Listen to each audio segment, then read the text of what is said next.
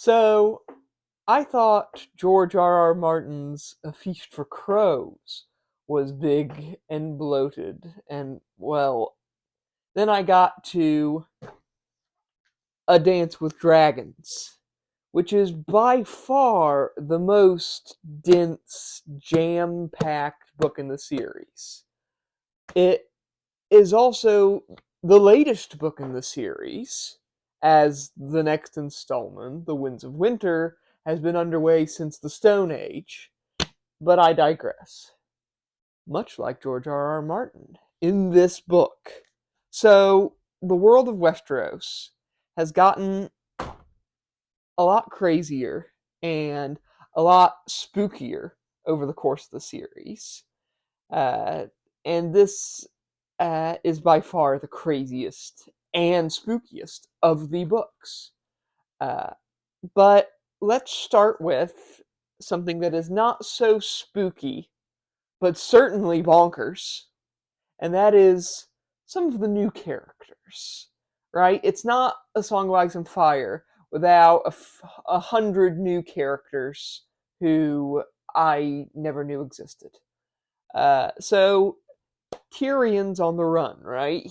From all the murders he did in King's Landing, and he's gotten smuggled into Pentos by Lord Varys, where he is brought before Magister Lirio Mapatus, right? And welcomed into the fold of this big plot of theirs. See, they claim to want Daenerys to take the throne in Westeros, and they want Tyrion to help her out because he's a kind of a clever dude, and he knows a bunch of secrets of the Lannisters, right? And he's murdered a few of them. Uh, so they send him off in a boat with this guy Griff and his son young Griff, this kid with this dyed blue hair. But all is not as it seems. Remember, I've never bought into Varys's whole "for the realm" excuse, and neither does Tyrion.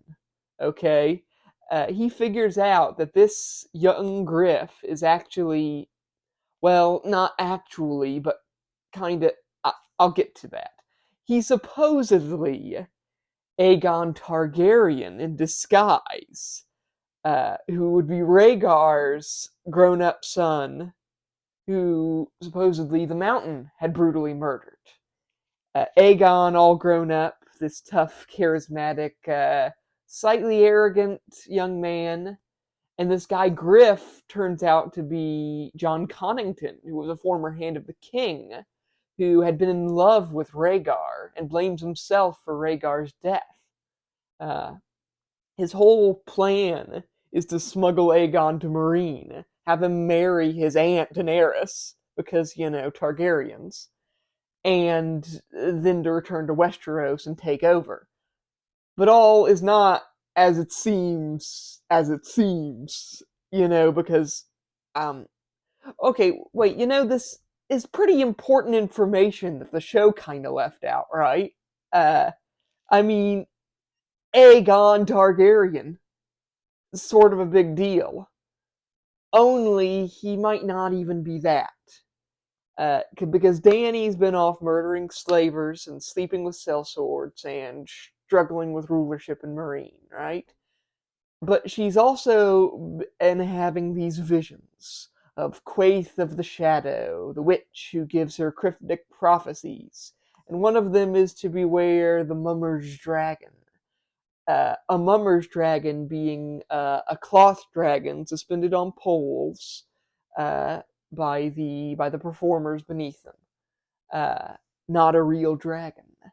So perhaps that is code for not a real Targaryen, because it seems pretty convenient that the Lannisters killed the wrong silver-haired baby, right? I mean, the story is that Varys switched the babies, and there was some Scooby-Doo switcheroo shenanigans, right? Surprise. Um, but it's still a little weird, isn't it? So Illyrio has a long chat with Tyrion about his dead wife Sarah, who happened to have silvery gold hair, sort of like a Targaryen. Uh, in basically the same conversation, he mentions how the Gold Company has joined up with Griff and with young Griff, uh, which Tyrion thinks is funny because these Targaryen rebels uh, have no reason to join up with a legitimate Targaryen. They're the descendants of Bittersteel and the Blackfires from like 100 years ago. They would never fight for a Targaryen. Uh, they were exiled by the Targaryens, but Illyrio just kind of waves his hand and says, "Oh, Tyrion, uh, the last heir of the male line of House Blackfire, died out with so and so," which isn't new information, except for the fact that he says the male line. So, what am I saying? I'm saying that young Griff, Aegon, whatever you want to call him, is actually a Blackfire. That's how he got the Gold Company on his side. That's what all the Mummer's Dragon stuff is about. And that's what Sarah has to do with it all. I think Sarah was the last female heir to House Blackfire, but she died before she could make her claim. But her son, see where I'm going with this? Eh? Eh? I think I might be onto something there. Uh, or maybe not. Yeah, but that stuff is going on still. And Tyrion throws a big monkey wrench into the whole thing by telling this possibly fake Fagon, if you will, to go to Westeros instead of Meereen and actually try to take the throne without Dany or her dragons. Yeah, and the Mad Lads actually do it. They land in the Stormlands and just start wrecking shop. They take Griffin's Roost and are about to march on Storm's End because Tyrion was in the mood to cause some trouble because he's sad and depressed about the girlfriend he murdered and the father he murdered and the wife he took part in torturing and humiliating. And yeah, Tyrion's not having a good time. And he might be some of the most uncomfortable chapters in this book. Uh, it's basically him sitting on a boat, moping and drinking and cursing, and being just kind of really mean and not very nice or good at all. I I don't think he's going to come out of any of this smelling like roses, if you catch my drift. Maybe like brimstone, but not roses. The uncomfortableness of those chapters is only rivaled, really, by Theon. Now, those chapters, I actually kind of enjoyed those chapters because we get some great political intrigue. That's not to say I didn't wince and kind of look away at some of the more horrific scenes that took place. Right? I kind of like looking at it with one eye, sort of, uh, because Theon's been tortured horribly. He's been turned into the vassal of Ramsay Snow. I refuse to call him Bolton because I know it would annoy him. Uh, and he's crawling around the ruins of Winterfell, Theon is, while Ramsay is married to, well, on the show it was Sansa, I think, but in this they say it's Arya, despite the fact that it's actually Jane Poole, who was one of Sansa's childhood friends, who they brought in to pretend to be Arya, so that Ramsay gets to be the Lord of Winterfell. Uh, Only Winterfell is not secure. Uh, they get snowed in, and Stannis the Manus Baratheon is on the march to Winterfell with a host of mountain clans and knights of the south, and by God, he's in a bad way. He is, but so are the Boltons, everyone's locked up inside Winterfell, and the Boltons are still hated for their part in the Red Wedding. Hated by the Manderleys, by the Mormonts, by the Umbers, sort of hated by the Dustons. They don't have much in the way of friends. And remember when how I thought that we'd never see Lord Wyman Manderley again? Well, it turns out I was mistaken. Do I have a surprise for you? Because the jolly old fat man has returned, uh, and he's working up this scheme with Sir Davis to smuggle little Rickon Stark out of hiding. He's plotting the brutal murder of a bunch of Freys, left, right, and center. He's laughing and joking and swearing vengeance in the next moment. This guy is such a great, great character. So Roose Bolton has gone and married one of the Freys, and he's got a whole bunch of Frey vassals now at Winterfell, and scattered throughout the north. Wyman, so we're never told what he did, but three of the Freys were at White Harbor, sort of supposed to be spying on the Manderleys. But those three guys turn up missing. But Wyman shows up at Winterfell with these three meat pies, which he serves to the Boltons and the Freys, and eats some of the pies himself. Yeah. My guess is, and I think this isn't too much of a stretch, is he went all freaking Hannibal Lecter and ate the Freys that annoyed him. The North remembers, alright, sweet mother of God. He freaking ate the Freys. He fed the Freys to other Freys and ate some of them himself. That's what happened there. Because there were three missing Freys and three meat pies, it just kind of works out, regrettably. And yeah, that happened. And it was something. And it just keeps getting crazier. George does not relent in this. At the wall, Melisandre has this ritual where she burns Mance Rayder alive while he screams like a coward and denies his kingship and denies his own name. Because that wasn't Mance Rayder. She cast a spell on the warlord Rattleshirt to make him look like Mance, and Mance to look like Rattleshirt. Because she has a use for Mance. She takes Mance to Jon Snow, and says, "Hey, I hear Arya's at Winterfell. I know you can't go yourself because of the whole Night's Watch thing. So here's a wildling who will be more than happy to rescue your little sister." So my man Mance shows up at Winterfell with the 6 spearwives, and he's dressed up as Abel the Bard, performing for the wedding, singing and joking, and in the meantime he's talking to Theon, learning how he broke into Winterfell way back when, and learning everything he can about the castle. And Mance, this freaking charming, smooth-talking savant that he is fomenting this conflict between the Manderleys and the Dustons and the Boltons and everyone.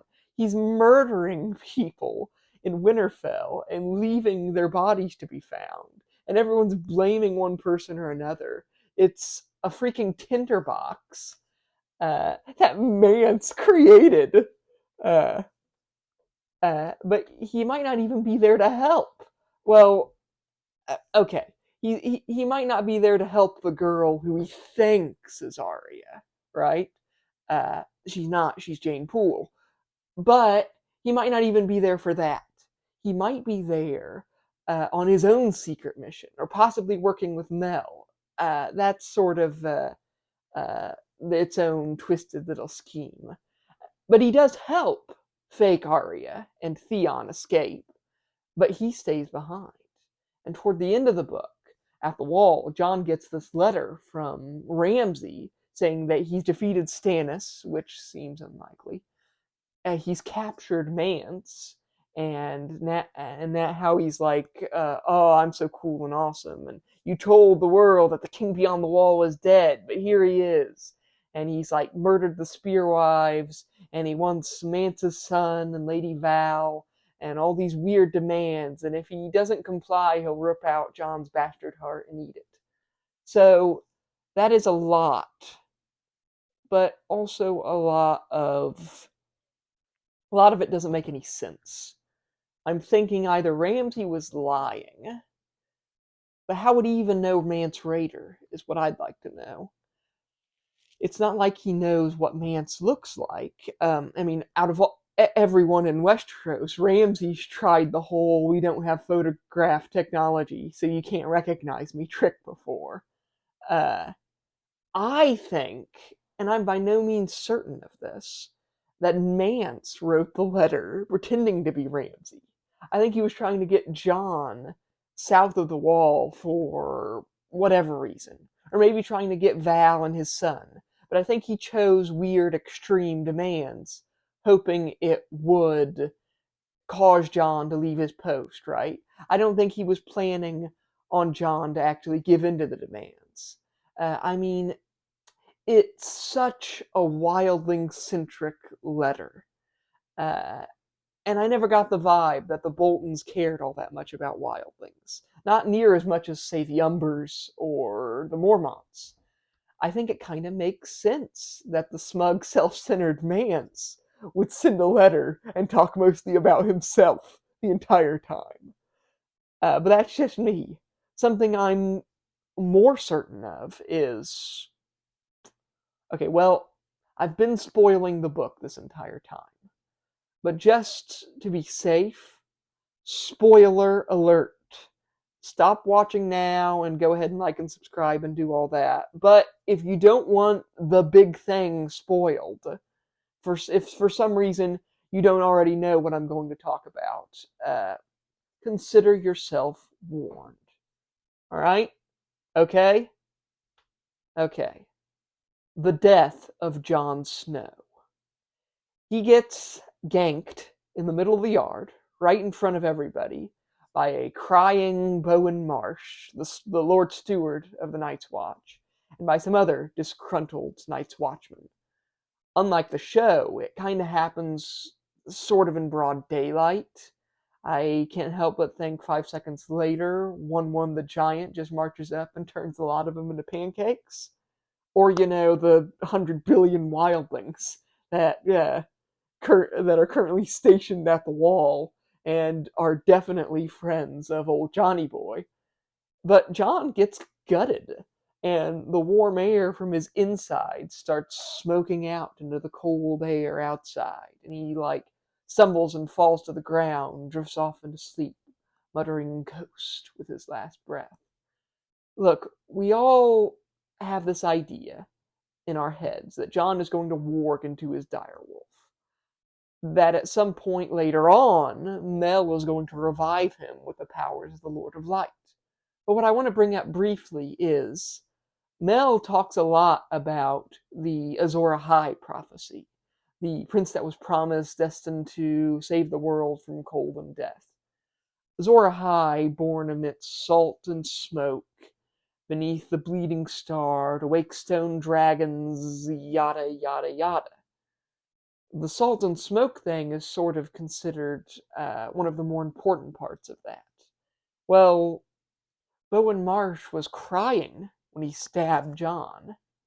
Uh, there's your salty tears. And the wound was smoking. George's own words. I'm not sure about the stone dragons yet. Maybe Shireen has something to do with it, with her grayscale?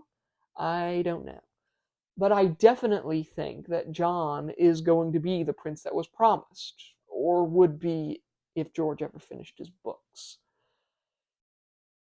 But that's sort of it. I'm done. No more A Song of Ice and Fire. I'm gonna give the Duncan Egg stories a video at some point. But yeah, I freaking love this series. there's so much great character work and so many great, amazing stories.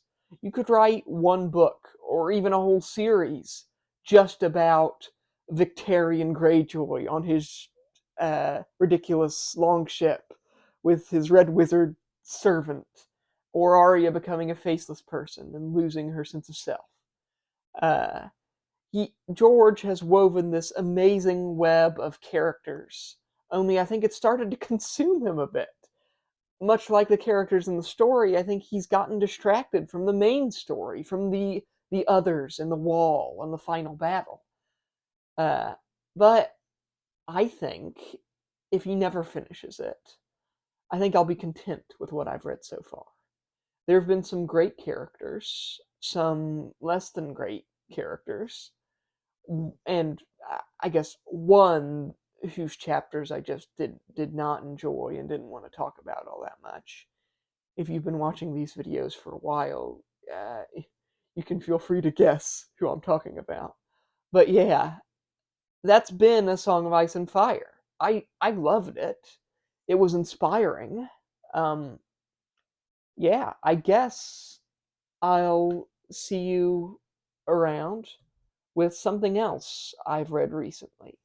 A parade of sword and sorcery stories. Um, I guess we'll see how my modern author's brain fares with some of that. Yeah. Um, bye.